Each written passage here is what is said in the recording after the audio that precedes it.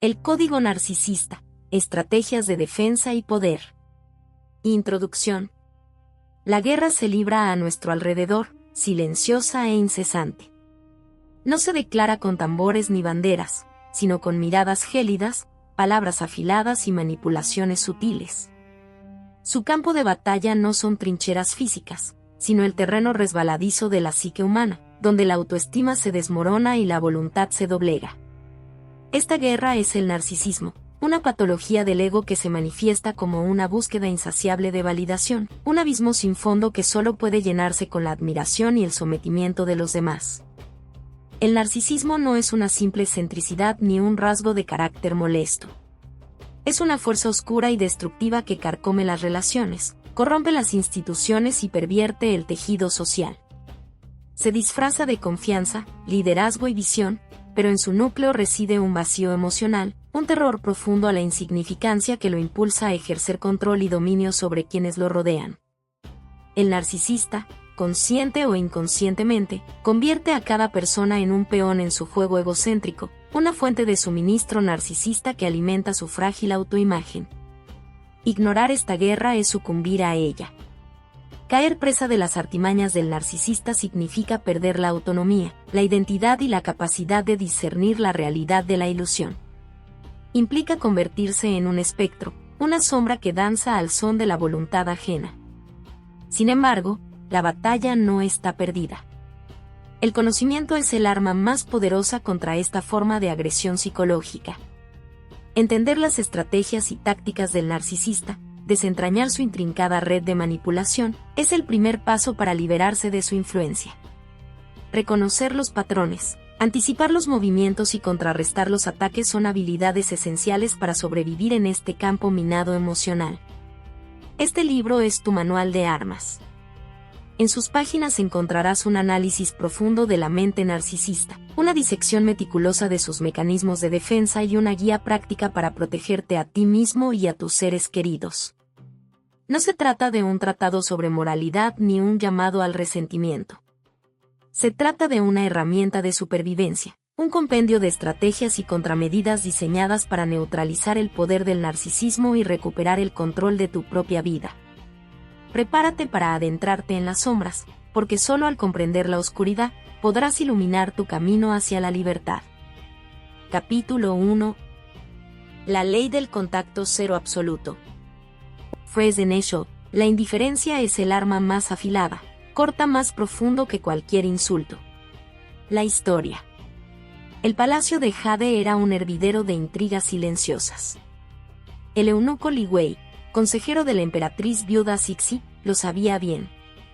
Había ascendido a la cúspide del poder no por su belleza, sino por su astucia, por su capacidad de observar, sobre todo, de ignorar. Sabía que en la corte, la atención era una moneda preciosa, y negársela era una forma de devaluación devastadora. Un joven ambicioso, el mandarín Shaolin, llegó a la capital proveniente de una provincia lejana. Imbuido de un idealismo ingenuo, Shaolin creía que la rectitud y el servicio le valdrían el favor imperial. Rápidamente se dedicó a exponer la corrupción rampante en la administración, presentando pruebas irrefutables ante los oídos sordos de la corte. Shaolin, creyendo firmemente en la justicia, buscó el apoyo del eunuco Li Wei.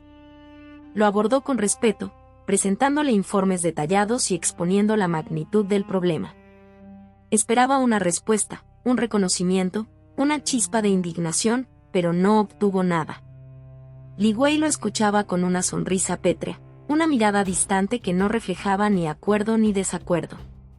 Se limitaba a sentir levemente, como si escuchase el murmullo de la brisa, y luego, con una excusa vaga, se retiraba. Al principio, Shaolin se sintió frustrado. Interpretó el silencio de Li Wei como indecisión o miedo. Redobló sus esfuerzos, presentando aún más pruebas, intentando despertar su conciencia. Pero el muro de indiferencia permanecía inamovible. Li Wei, con su actitud imperturbable, parecía absorber las acusaciones de Shaolin sin mostrar el menor signo de reacción. Era como si el joven mandarín estuviera hablando a una estatua de jade. La constancia de Shaolin, lejos de generar resultados, comenzó a volverse contra él. La corte, al ver que sus denuncias no provocaban la menor reacción en el influyente eunuco, empezó a considerarlo un excéntrico, un perturbado. Sus colegas lo evitaban, temerosos de ser asociados con su causa. Las murmuraciones se convirtieron en risas veladas. La influencia de Shaolin se desvaneció como la niebla al amanecer. Desesperado, Shaolin intentó una última jugada. Organizó una protesta pública frente al palacio, denunciando la corrupción a viva voz. La Guardia Imperial lo detuvo de inmediato. Fue sometido a un juicio sumario y condenado a exilio en una remota aldea fronteriza. Su carrera, truncada. Su reputación, destruida. Su idealismo, hecho añicos. Mientras Shaolin era escoltado fuera de la ciudad, vislumbró a Li Wei entre la multitud. El eunuco lo observaba con la misma sonrisa pétrea, los mismos ojos inescrutables. No había triunfo ni lástima en su mirada, solo una frialdad glacial. Shaolin comprendió, demasiado tarde, la verdadera naturaleza del poder. No eran las amenazas, ni las intrigas, ni siquiera la violencia lo que lo había destruido. Había sido el silencio. El vacío. La absoluta indiferencia. Li Wei no había necesitado conspirar contra él, ni siquiera molestarse en refutar sus acusaciones. Simplemente lo había ignorado hasta la extinción. Shaolin había sido consumido por la nada, por la ausencia total de respuesta. Era una lección cruel, pero definitiva. A veces, el peor enemigo no es quien te ataca, sino quien te ignora. Su existencia, su pasión, su indignación, todo había sido reducido a cero por la ley del contacto cero absoluto. 3. Análisis de la ley. La ley del contacto cero absoluto es un arma poderosa, pero peligrosa. Su efectividad reside en la desestabilización psicológica que produce en el objetivo. Al privar a alguien de la atención, del reconocimiento, incluso del conflicto, se socava su sentido de la valía y se erosiona su confianza. El ser humano es una criatura social. Necesitamos la validación de los demás, aunque sea en la forma de una discusión o una confrontación. El silencio, la indiferencia, nos niegan esa validación y nos hacen cuestionar nuestra propia percepción de la realidad. Nos preguntamos, ¿estoy equivocado? ¿Soy invisible? ¿No significo nada? Para neutralizar esta táctica, debes comprender su mecanismo. No permitas que la indiferencia de los demás defina tu valía.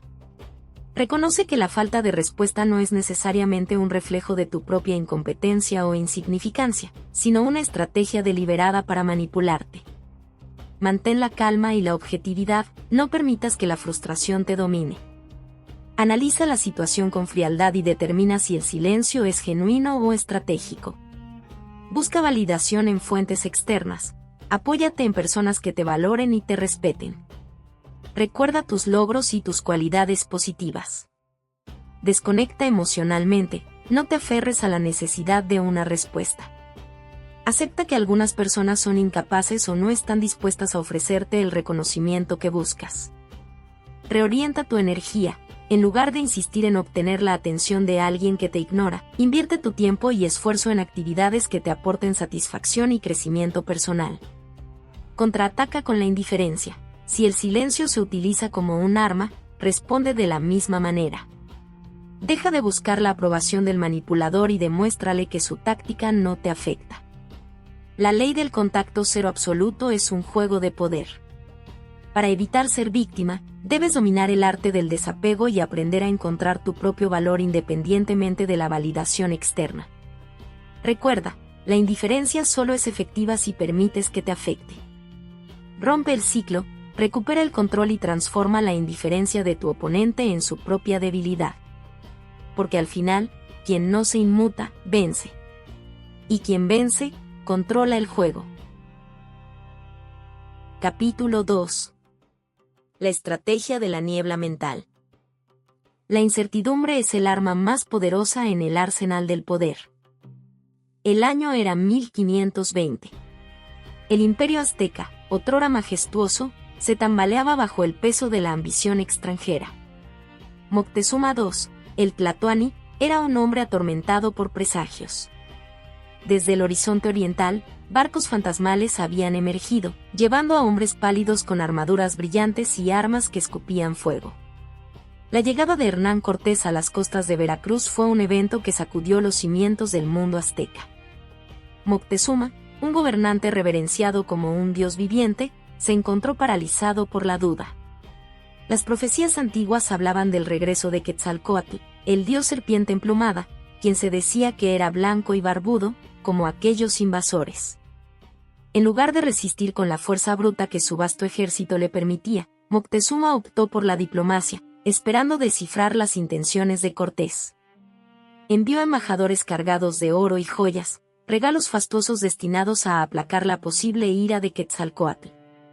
Pero este gesto, lejos de lograr su objetivo, encendió aún más la codicia de los españoles. Cortés, un maestro manipulador, alimentó la confusión de Moctezuma. Con una astuta mezcla de promesas vagas y amenazas veladas, sembró la semilla de la duda en el corazón del emperador. «Venimos en son de paz», afirmaba Cortés con una sonrisa, mientras secretamente planeaba la conquista. Moctezuma permitió que los españoles entraran en Tenochtitlán, la capital azteca, una ciudad construida sobre un lago, una maravilla de la ingeniería y la arquitectura. Los alojó en el palacio de Axayácatl, un lugar sagrado. Cortés, aprovechándose de la indecisión del emperador, lo tomó como rehén dentro de su propio palacio. Durante meses, Moctezuma permaneció prisionero, forzado a gobernar bajo las directrices de Cortés. El pueblo azteca, confundido y desorientado, observaba impotente como su líder, su dios, se sometía a la voluntad de los invasores. La autoridad de Moctezuma se desvaneció, su poder se evaporó en la niebla de la incertidumbre. Finalmente, durante una revuelta popular contra la presencia española, Moctezuma apareció en un balcón para calmar a su pueblo. Pero su voz, una vez resonante con autoridad divina, ahora sonaba débil y vacilante. La gente, sintiéndose traicionada, lo apedreó hasta la muerte. Algunos historiadores sugieren que incluso pudo haber sido asesinado por los españoles para deshacerse de un líder ya inservible. La muerte de Moctezuma marcó el principio del fin para el imperio azteca. Sin un líder fuerte y decidido, la resistencia se debilitó, y la ciudad de Tenochtitlán cayó en manos de los conquistadores. La confusión y la indecisión de Moctezuma, nacidas de su incapacidad para leer las intenciones de Cortés, abrieron la puerta a la destrucción. 3. Análisis de la ley. La estrategia de la niebla mental se basa en la manipulación de la información y la percepción. Al crear confusión, ambigüedad e incertidumbre, se paraliza al oponente, impidiéndole tomar decisiones racionales y efectivas. Moctezuma fue víctima de esta estrategia. Su indecisión surgió de su incapacidad para discernir las verdaderas intenciones de Cortés. La profecía del regreso de Quetzalcóatl, combinada con las acciones ambiguas de los españoles, lo sumieron en una niebla mental que le impidió actuar con la determinación necesaria para defender su imperio. Para aplicar esta estrategia, es esencial controlar la información que llega al oponente. Difunde rumores, presenta datos contradictorios, utiliza el engaño y la ambigüedad para mantenerlo desorientado. Cuanto más inseguro esté el oponente sobre tus intenciones y capacidades, más vulnerable será a la manipulación. Pero la estrategia de la niebla mental es un arma de doble filo. Si se utiliza de forma torpe o excesiva, puede generar desconfianza y resistencia. Es crucial equilibrar la confusión con momentos de claridad estratégica, para no alienar a aquellos cuyo apoyo necesitas. Para neutralizar esta estrategia, debes cultivar la claridad mental y la capacidad de análisis crítico. No te dejes llevar por las emociones o las apariencias. Busca información objetiva, consulta con personas de confianza y evalúa cuidadosamente las posibles consecuencias de cada decisión. Recuerda que la verdad rara vez es evidente a primera vista. A menudo se esconde detrás de una cortina de humo de información falsa y manipulada. Desarrolla la habilidad de penetrar esa niebla, de discernir la verdad de la mentira, y de tomar decisiones racionales e informadas, incluso en las circunstancias más confusas. Solo así podrás evitar caer presa de la estrategia de la niebla mental y mantener el control de tu propio destino. La claridad es poder, la confusión, sumisión. Capítulo 3. El principio del espejo roto. La vulnerabilidad expuesta es una invitación a la explotación. El palacio de Jade era famoso por sus intrigas, susurros y traiciones silenciosas. La emperatriz Mei, conocida por su belleza helada y su astucia sin igual, gobernaba con mano de hierro, o al menos eso aparentaba. Mei tenía un defecto, una grieta en su armadura que guardaba con celo, su devoción por su hijo, el príncipe heredero Li. Li era un joven de espíritu noble, pero ingenuo, falto de la dureza necesaria para navegar las turbias aguas de la corte. Mei lo amaba con una intensidad que la cegaba, y este amor era el espejo roto en el que se reflejaba su debilidad. Lord Zhao, un eunuco ambicioso con la mirada de un halcón hambriento, observaba a Mei con paciencia depredadora. Había escalado posiciones a través del engaño y la crueldad, y ahora ansiaba más, el control total del imperio, ejerciendo el poder a través del joven y manipulable príncipe Li. Zhao notó la dependencia emocional de Mei hacia su hijo. La veía observando a Li durante las ceremonias, sus ojos brillando con un orgullo que trascendía el deber imperial. Escuchaba los rumores que circulaban entre las sirvientas, sobre la forma en que Mei intercedía por Li en privado, suavizando sus errores y protegiéndolo de las consecuencias. Lord Zhao, con la paciencia de una araña tejiendo su red, comenzó a ganarse la confianza del príncipe Li. Se presentaba como un consejero leal, un amigo dispuesto a ofrecer su sabiduría y experiencia. Al principio, Li desconfiaba de él, la corte estaba llena de aduladores con agendas ocultas. Pero Zhao era sutil, presentaba sus consejos como si fueran ideas del propio Li, guiándolo suavemente hacia las acciones que Zhao deseaba. Gradualmente, Li comenzó a depender de Zhao. Le pedía consejos sobre cuestiones de estado, compartía sus dudas e inseguridades. Zhao, con astucia, alimentaba las inseguridades de Li, sembrando dudas sobre las decisiones de su madre y la lealtad de sus consejeros. Le susurraba al oído sobre la necesidad de demostrar su valía, de liberarse de la sombra de Mei y gobernar con su propia visión. La emperatriz Mei, absorta en sus responsabilidades y convencida de la lealtad de Zhao, no se percató de la lenta y gradual manipulación que se estaba llevando a cabo. Estaba tan enfocada en proteger a Li que no vio la amenaza que se cernía sobre él y sobre ella misma. El punto de inflexión llegó durante una importante negociación con un reino vecino. La emperatriz Mei, basándose en su vasto conocimiento y experiencia, había diseñado una estrategia diplomática meticulosa. Pero el príncipe Li, instigado por Zhao, desafió abiertamente el plan de su madre en el Consejo Imperial. La humillación de Mei fue palpable. Sus consejeros, atónitos, presenciaron la audacia de Li y la devastación en el rostro de la emperatriz. La grieta en su armadura se había ampliado, haciéndose visible para todos. A partir de ese momento, el poder de Mei comenzó a declinar.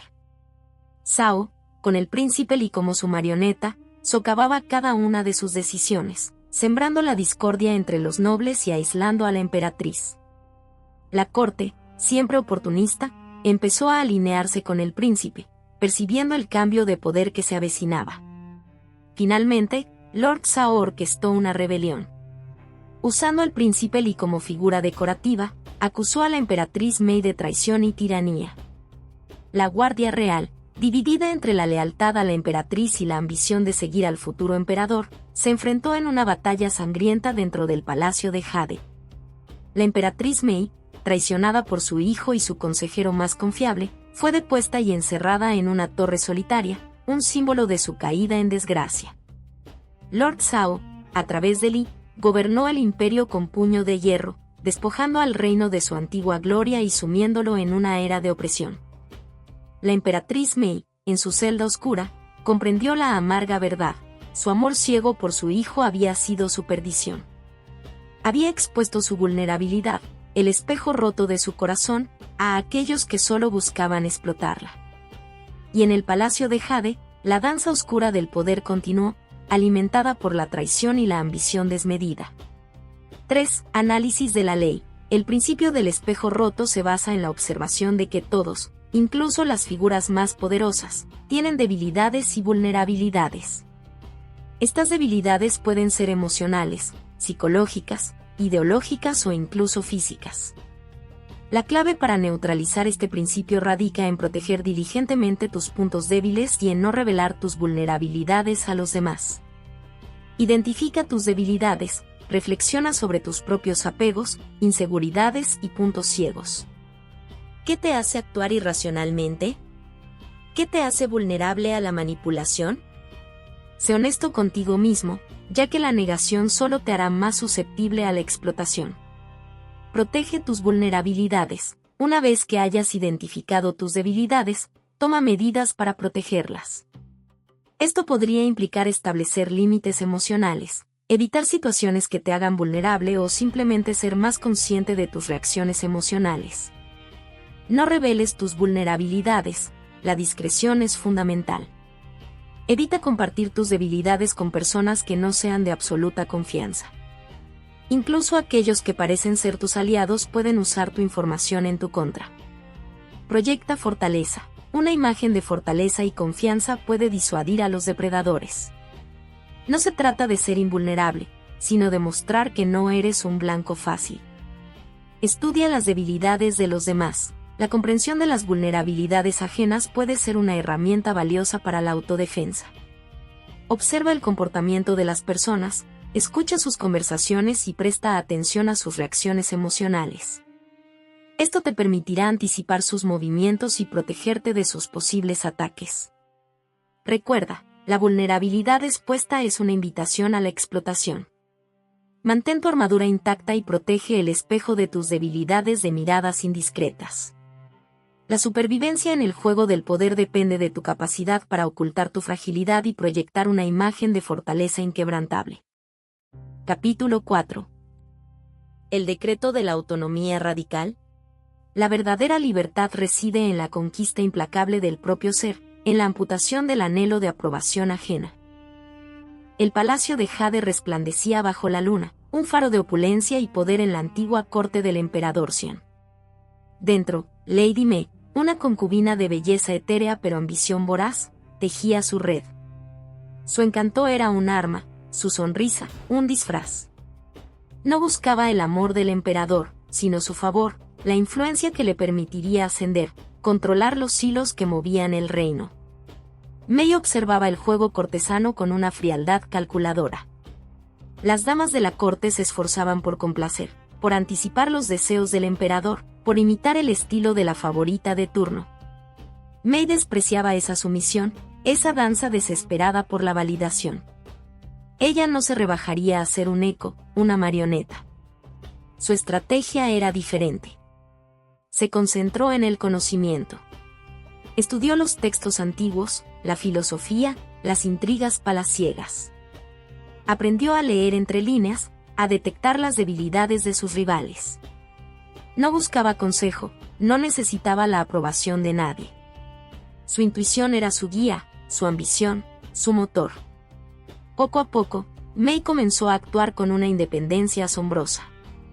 Se vestía con colores que desafiaban la moda de la corte, argumentaba en contra de las opiniones del emperador con una elocuencia audaz, cultivaba un círculo de aliados leales a ella, no al monarca. La corte murmuraba, escandalizada. Algunos la tildaban de loca, otros de irreverente. Pero el emperador, un hombre cansado de la adulación constante, se sintió intrigado. La originalidad de Mei era como un soplo de aire fresco en el estancado ambiente palaciego. Él la convocaba a sus aposentos con más frecuencia, no para buscar placer, sino para debatir, para escuchar sus perspectivas. Mei, sin embargo, nunca se dejó seducir por el poder.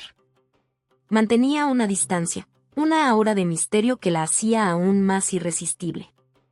Un día, el primer ministro, un hombre poderoso y corrupto, intentó manipular a Mei para que intercediera en un asunto de Estado. Le prometió riquezas y honores. Mei lo escuchó con atención, pero al final, lo rechazó con una frialdad glacial. Mi lealtad, dijo, es solo a mí misma y a lo que considero justo. El primer ministro, Furioso, intentó desacreditarla ante el emperador, sembrando dudas sobre su lealtad. Pero el emperador, que ahora confiaba plenamente en el juicio de Mei, no le creyó. Al contrario, despidió al primer ministro y nombró a Mei en su lugar, dándole un poder inmenso. Pero la verdadera prueba de la autonomía radical de Mei llegó más tarde. Durante una grave crisis, una sequía devastadora que amenazaba con hundir el reino en la hambruna, el emperador, presa del pánico, buscó consejo en los sacerdotes, quienes propusieron sacrificios humanos para apaciguar a los dioses. La corte entera, aterrorizada, aceptó la propuesta. Solo Mei se opuso. Argumentó que los sacrificios eran una barbaridad, un acto de desesperación que no resolvería el problema. Propuso, en cambio, implementar medidas racionales, construir canales de irrigación, almacenar grano, redistribuir los recursos. El emperador, influenciado por el miedo y la superstición, se negó a escucharla. Mei, en un acto de desafío sin precedentes, renunció a su cargo y abandonó la corte. Sabía que su vida corría peligro, que el emperador, humillado y furioso, la castigaría. Pero no podía traicionar sus principios. Prefirió la muerte a la sumisión. Mientras Mei huía, se corrió el rumor de su valentía. El pueblo, hambriento y desesperado, se identificó con su rebeldía. Un grupo de campesinos se levantó en armas, exigiendo la renuncia del emperador y la implementación de las propuestas de Mei. La rebelión se extendió como un incendio, amenazando con derrocar la dinastía. El emperador, asustado por la magnitud de la revuelta, finalmente cedió. Pidió a Mei que regresara a la corte y la nombró regente. Mei, fiel a su visión, implementó sus medidas y salvó al reino de la hambruna. Su autonomía radical, su negativa a ceder ante la presión de la corte, la había convertido en una leyenda. Pero su historia sirve como advertencia: la autonomía total aísla, y el aislamiento es el precio más alto del poder. La soledad del poder, una compañera constante. 3. Análisis de la ley. La historia de Lady Mei es un espejo en el que podemos ver reflejado el poder transformador de la autonomía radical. Ella personifica la capacidad de actuar con independencia, de tomar decisiones basadas en la propia conciencia y juicio, sin buscar la aprobación o el reconocimiento de los demás. Sin embargo, su historia también revela los peligros inherentes a esta ley. La autonomía total puede conducir al aislamiento, a la pérdida de conexión con los demás. Una persona que se aísla demasiado corre el riesgo de perder la perspectiva, de volverse dogmática e inflexible. Para aprovechar el poder de la autonomía radical sin caer en sus trampas, es crucial cultivar un equilibrio entre la independencia y la colaboración. Debes ser capaz de tomar tus propias decisiones, pero también estar abierto a escuchar a los demás, a considerar sus opiniones y perspectivas. Para neutralizar la influencia tóxica de la aprobación ajena, debes desarrollar una fuerte autoestima y confianza en tus propias capacidades. Cuestiona tus creencias, examina tus motivaciones y aprende a identificar las fuentes externas de validación que te impiden actuar con libertad. Reconoce tus propios valores, define tus principios fundamentales y actúa de acuerdo con ellos, sin importar lo que piensen los demás. Acepta la crítica constructiva. Aprende a diferenciar entre las críticas que buscan ayudarte a mejorar y las que simplemente intentan socavar tu confianza. Rodéate de personas que te apoyen. Busca la compañía de individuos que respeten tu independencia y te animen a seguir tu propio camino. No temas cometer errores. Los errores son oportunidades de aprendizaje. No permitas que el miedo al fracaso te paralice. Aprende a decir no. No te sientas obligado a complacer a todo el mundo. Prioriza tus propias necesidades y objetivos. La autonomía radical no es un fin en sí mismo, sino un medio para alcanzar un fin superior, la libertad de ser uno mismo, de vivir una vida auténtica y significativa. Utilízala con sabiduría y discernimiento, y recuerda que el verdadero poder reside en la capacidad de equilibrar la independencia con la conexión, la ambición con la empatía. La verdadera maestría se encuentra en la danza entre el yo y el mundo. Capítulo 5. La táctica del observador desapegado. Una mente perturbada no puede generar estrategias claras. El conde Armand de Valois, un hombre de linaje antiguo pero fortuna menguante, se encontraba en una encrucijada. La corte de Luis XIV, antes su terreno de caza, ahora era un laberinto de deudas y enemigos silenciosos. Había apostado fuerte, demasiado fuerte, a la influencia de Madame de Montespan, solo para verla caer en desgracia, arrastrando consigo las esperanzas de Armand. Sus acreedores, antes sumisos, comenzaban a mostrar los dientes, enviando emisarios cada vez más insistentes. Una noche, mientras caminaba por los jardines de Versalles, consumido por la desesperación, Armand se encontró con el abad Dubois, un personaje enigmático con fama de consejero astuto y lengua viperina. Dubois, con una sonrisa apenas perceptible, le propuso una solución. Observa, conde. Observa como un espectro. No te involucres, no reacciones, simplemente mira. Armand, escéptico pero sin otras opciones, siguió el consejo de Dubois. Dejó de asistir a las fastuosas cenas donde antes brillaba, dejó de cortejar a las damas influyentes, dejó de defender su honor en duelos triviales. Se convirtió en una sombra, un observador silencioso en los márgenes del poder. Asistía a las reuniones, pero no hablaba, observaba las intrigas, pero no participaba, escuchaba los rumores, pero no los propagaba. Al principio, fue tortuoso. Su temperamento impetuoso clamaba por la acción, por la venganza, por la recuperación de su posición. Pero Dubois, con visitas discretas y palabras medidas, le recordaba constantemente: paciencia, conde. La paciencia es la armadura del observador. Poco a poco, un cambio sutil comenzó a ocurrir. Al distanciarse emocionalmente, Armand empezó a percibir patrones que antes se le escapaban. Vio las alianzas frágiles, las ambiciones ocultas, las debilidades inherentes de sus oponentes. Descubrió que sus acreedores, en su avidez por obtener ganancias rápidas, estaban a punto de cometer un error fatal. Un noble influyente, cegado por la codicia, planeaba un fraude que podría costarle su fortuna y su título. Armand, ahora imperturbable, esperó el momento oportuno. No actuó por impulso, sino con una precisión quirúrgica. Filtró información anónima a los rivales del noble, orquestando una confrontación que lo destruyó por completo. Los acreedores, alarmados por la inestabilidad, retiraron sus demandas. Armand, sin mover un dedo directamente, se había librado de sus problemas. Cuando la tormenta amainó, Armand volvió a aparecer en la corte, no como un suplicante desesperado, sino como un hombre misterioso y poderoso. Su silencio había creado un aura de intriga a su alrededor. Su aparente desinterés lo hacía parecer impenetrable. El propio rey, intrigado, lo llamó a su presencia. Dubois, al enterarse del éxito de Armand, lo felicitó con su habitual sonrisa enigmática. ¿Ahora ves, conde? El poder reside no en la reacción impulsiva, sino en la observación desapegada. Al liberarte de las emociones, te liberaste de la manipulación. Armand, mirando al abad a los ojos, comprendió la profundidad de esa lección. Había aprendido que el mayor poder no proviene de la acción constante, sino de la quietud estratégica. Había aprendido a ser el observador desapegado, un maestro en el arte de la guerra silenciosa.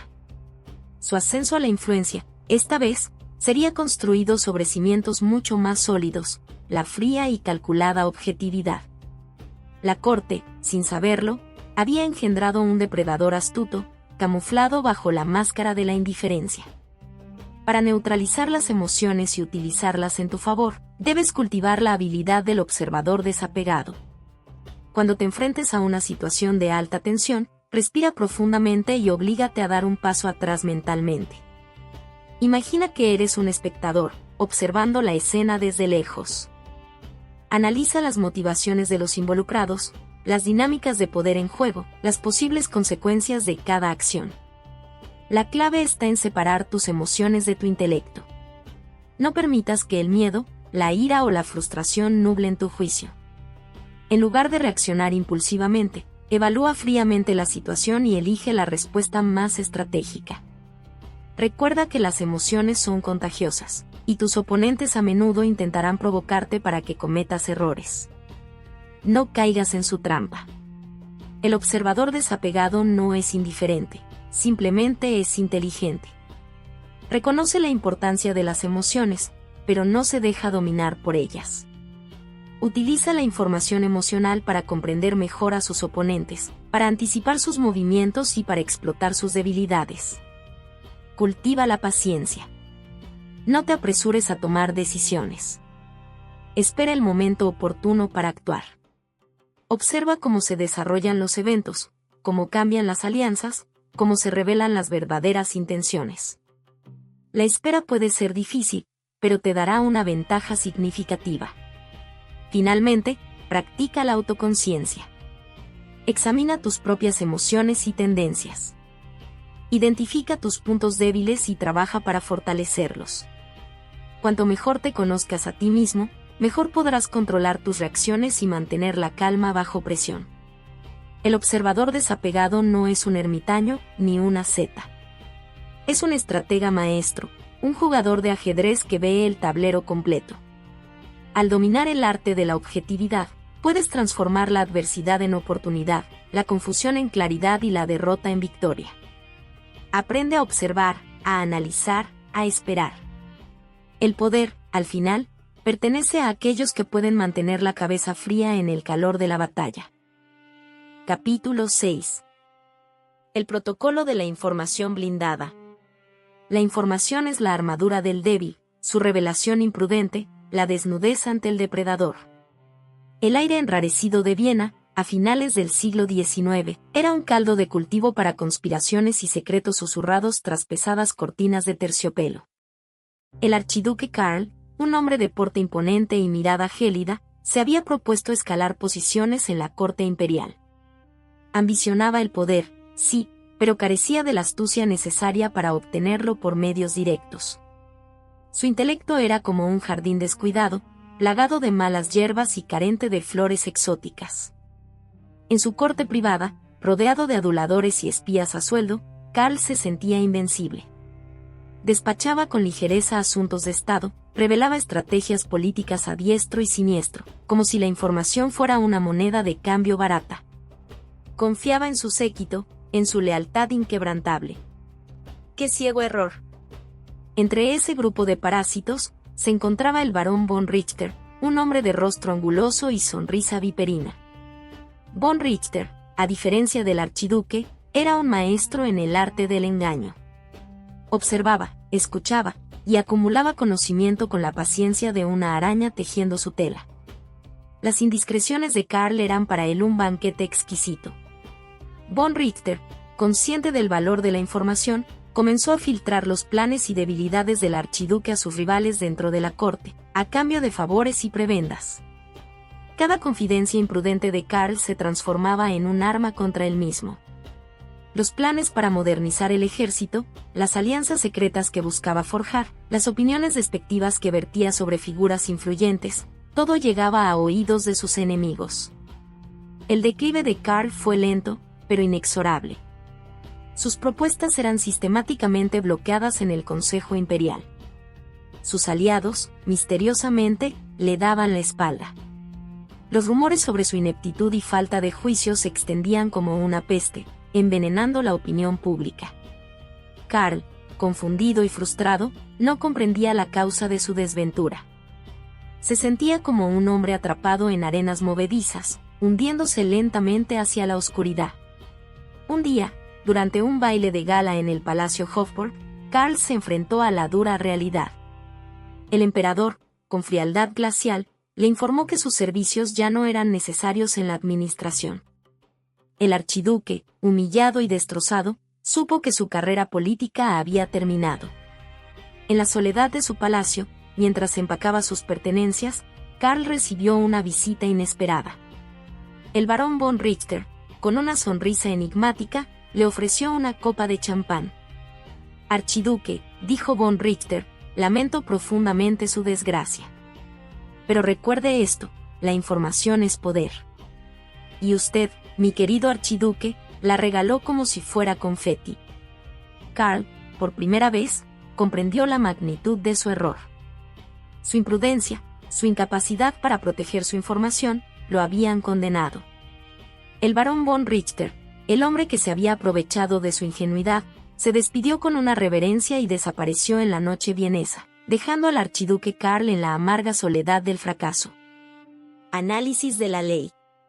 La información que posees, ya sea sobre ti mismo, tus planes o tus debilidades, es un activo valioso.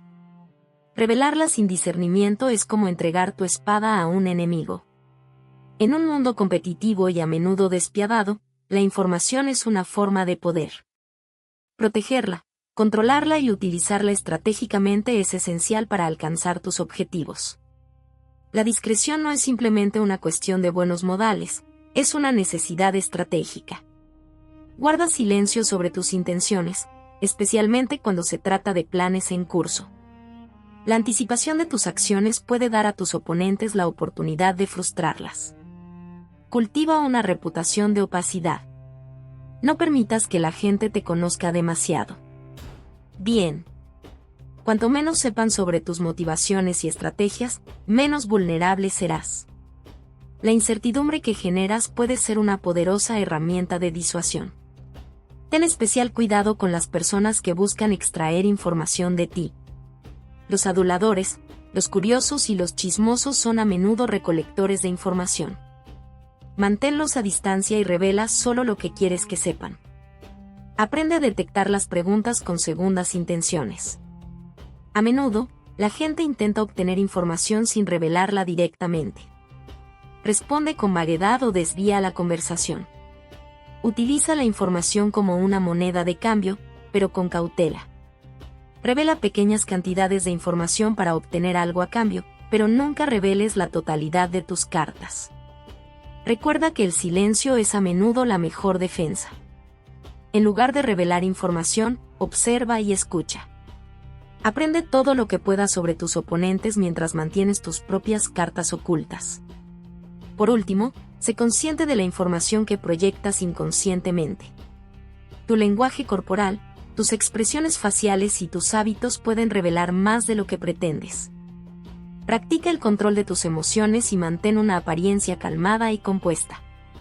En resumen, la información es un arma. Úsala con sabiduría, protégela con diligencia y nunca la reveles imprudentemente. La información blindada es el escudo que te protege de la manipulación y la traición. Dominar este arte es fundamental para navegar con éxito en el juego del poder. Capítulo 7. El mandato de la prioridad propia. La ambición desmedida ciega incluso a las mentes más brillantes, transformándolas en marionetas de sus propios deseos. La corte de Luis XIV era un laberinto de intrigas y ambiciones, un teatro donde cada noble representaba un papel cuidadosamente ensayado en la búsqueda del favor real. Entre ellos, destacaba Nicolas Fouquet, el superintendente de finanzas. Fouquet había servido al rey con lealtad y astucia, acumulando una fortuna considerable en el proceso. Pero su ambición no conocía límites.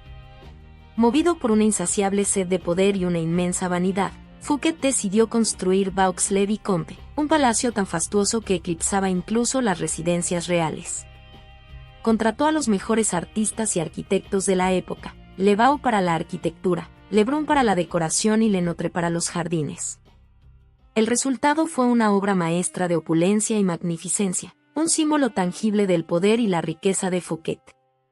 Consciente de la envidia que su palacio generaría, Fouquet urdió un plan aún más audaz. Invitó al rey Luis XIV y a toda la corte a una fiesta de inauguración en Vaux-le-Vicomte. Nada se escatimó para impresionar al monarca.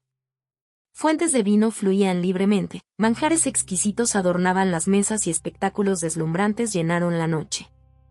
El rey, al principio, se mostró complacido.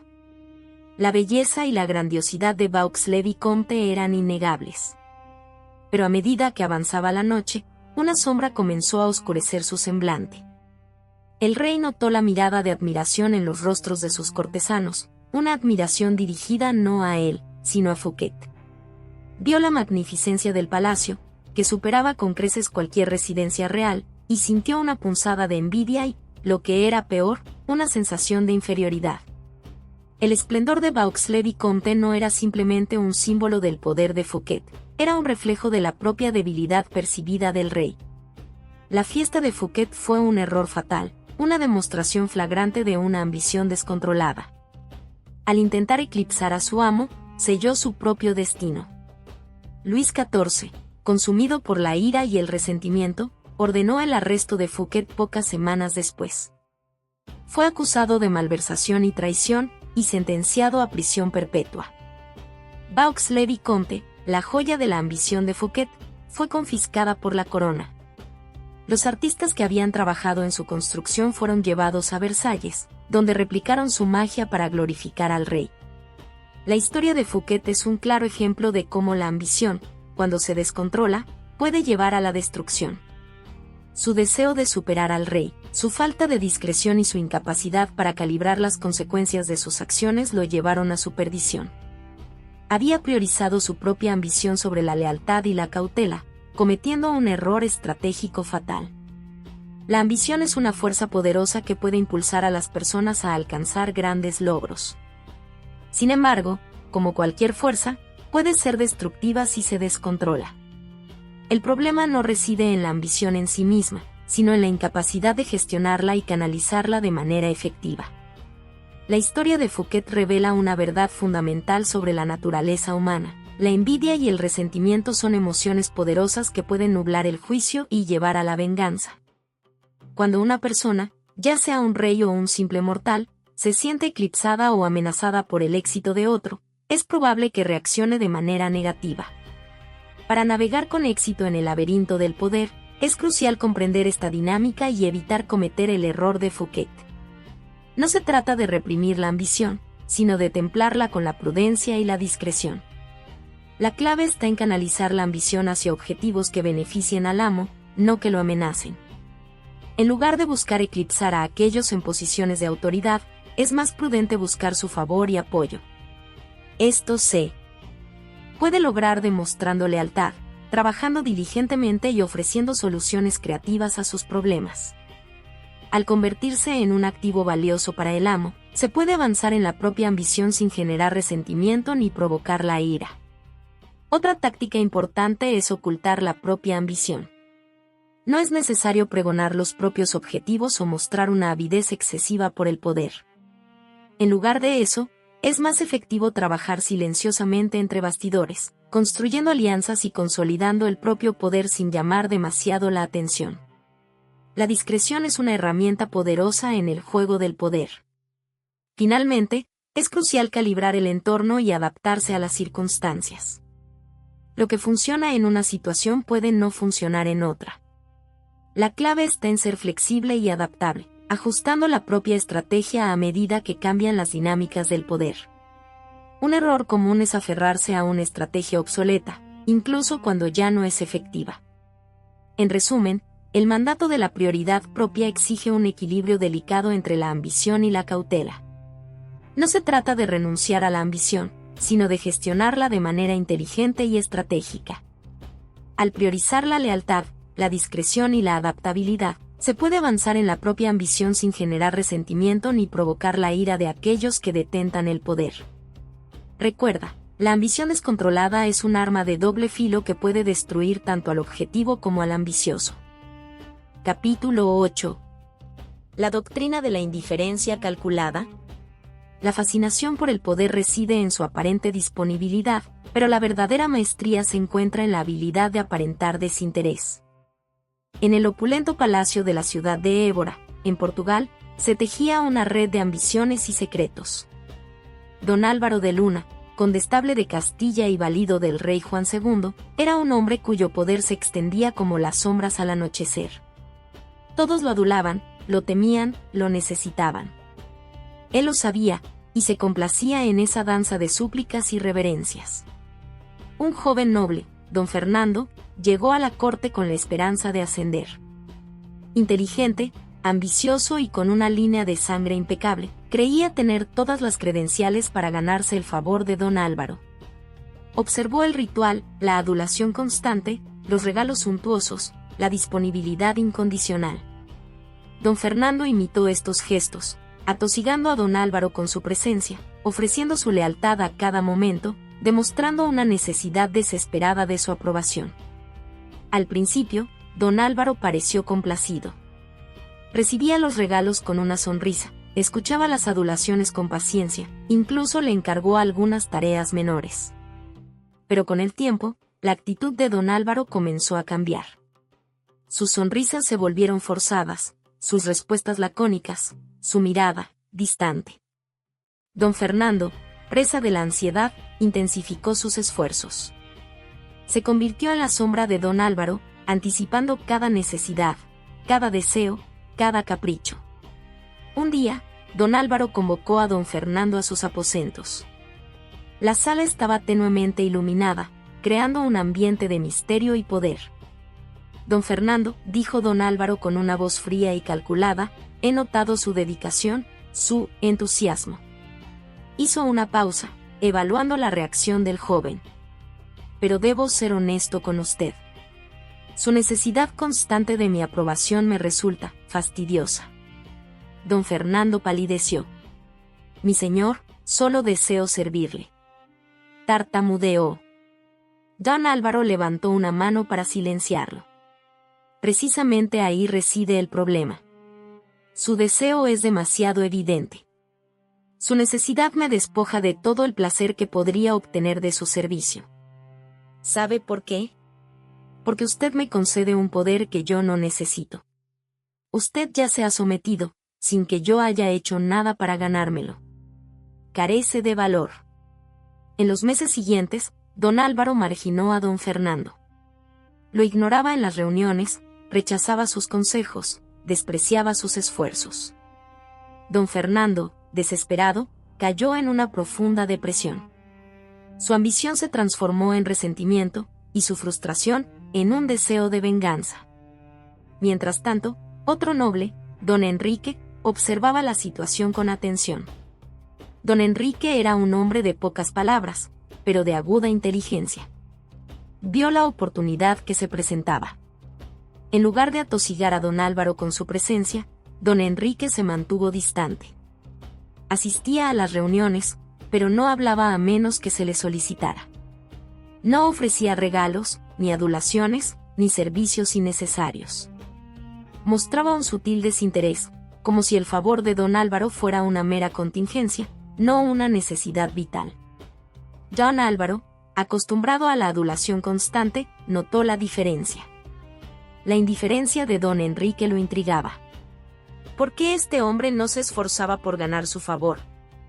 ¿Acaso no comprendía la magnitud de su poder? La curiosidad de don Álvaro se transformó en un deseo de ganar la aprobación de don Enrique. Empezó a buscar su consejo, a valorar su opinión, a ofrecerle responsabilidades importantes. Don Enrique, con astucia, aceptaba las ofertas con gratitud pero sin entusiasmo excesivo. Siempre mantenía una cierta distancia, un aire de independencia que hacía que don Álvaro deseara aún más su aprobación. Al final, don Enrique se convirtió en uno de los consejeros más influyentes de don Álvaro, simplemente por haber sabido cultivar la apariencia de indiferencia. Don Fernando, en cambio, se consumió en su propia desesperación, víctima de su necesidad evidente y su incapacidad para comprender la psicología del poder. 3. Análisis de la ley. La doctrina de la indiferencia calculada se basa en una comprensión profunda de la psicología humana. El ser humano anhela lo que no puede tener, o lo que percibe como difícil de obtener. La disponibilidad excesiva, la necesidad evidente, devalúan el valor de la posesión. Mostrar indiferencia, en cambio, crea un aura de misterio y poder. Implica que uno tiene alternativas, que no depende de la aprobación de los demás, que su valía es intrínseca. Para neutralizar este efecto en los demás y utilizarlo en tu favor, debes cultivar la independencia. No dependas emocionalmente de la aprobación de los demás. Ten tus propios objetivos, tus propios intereses, tu propia fuente de satisfacción. Esto te permitirá mantener una cierta distancia emocional, incluso en situaciones en las que otros buscan manipularte con su atención. Controlar tus emociones, no reveles tus verdaderas intenciones. Mantén una fachada de calma y compostura, incluso cuando te sientas ansioso o inseguro. La transparencia emocional es una debilidad que puede ser explotada. Jugar con la ambigüedad, no seas predecible. Alterna entre la atención y la indiferencia, el halago y la crítica. Esto mantendrá a los demás en un estado de incertidumbre y los hará desear tu aprobación aún más. Simular desdén, esta es la táctica más arriesgada, pero también la más efectiva. Si puedes permitirte mostrar un cierto desprecio por las opiniones y los deseos de los demás, proyectarás una imagen de poder y superioridad. Sin embargo, debes usar esta táctica con moderación, ya que puede generar resentimiento y enemistad. Debe hacerse con una mezcla de sutileza y carisma. En resumen, la indiferencia calculada es una herramienta poderosa para controlar las percepciones de los demás y obtener una ventaja estratégica. Al cultivar la independencia, controlar tus emociones, jugar con la ambigüedad y simular desdén, puedes convertir la necesidad de los demás en tu propia fuente de poder. Recuerda, el poder reside no en la búsqueda desesperada de la aprobación, sino en la capacidad de parecer prescindible. Conclusión. En definitiva, hemos llegado a un punto de inflexión. Las herramientas, las estrategias y las percepciones vertidas en estas páginas convergen en un único y trascendental mensaje: el poder ha cambiado de manos. Ya no reside exclusivamente en las torres de marfil, en las estructuras jerárquicas o en las campañas publicitarias unidireccionales. Ahora, el lector, cada uno de ustedes, es el depositario de la influencia. Este nuevo orden no es un mero capricho del destino, sino el resultado inevitable de la convergencia tecnológica, la democratización de la información y la creciente exigencia de autenticidad. La capacidad de discernir, de investigar, de compartir y de movilizarse, reside ahora en la palma de la mano. El camino que tienen por delante no está exento de desafíos. La desinformación acecha, la manipulación persiste y la tentación de utilizar este poder para fines egoístas es omnipresente. Sin embargo, la responsabilidad de navegar este panorama complejo recae, irrevocablemente, sobre sus hombros. Que este conocimiento les sirva de guía, que la prudencia les acompañe en sus decisiones y que la integridad sea su brújula moral. El futuro, la dirección que tomará la sociedad, se encuentra ahora, más que nunca, en sus manos. Que hagan un uso sabio y responsable de este inmenso poder. El destino del mañana depende de ello.